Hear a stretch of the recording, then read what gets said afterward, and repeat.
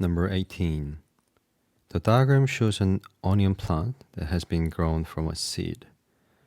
Each onion plant takes 2 years to flower and produce more seeds. What is the onion bulb acting as in stage 3 and in stage 6?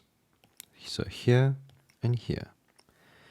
So looking at the diagram, you can see the seed is growing quite well here.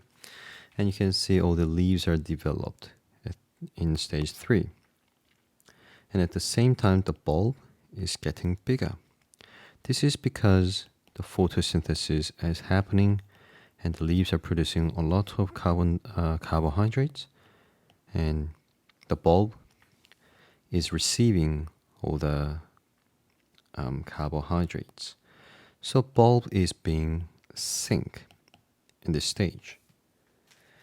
After 2 years, the bulb is quite big at the moment. Looks like it's shrinking a bit, and the flower is getting developed. The leaves are developed and the flowers are also developed, which means the bulb is sending the energy to the leaves and to the flower.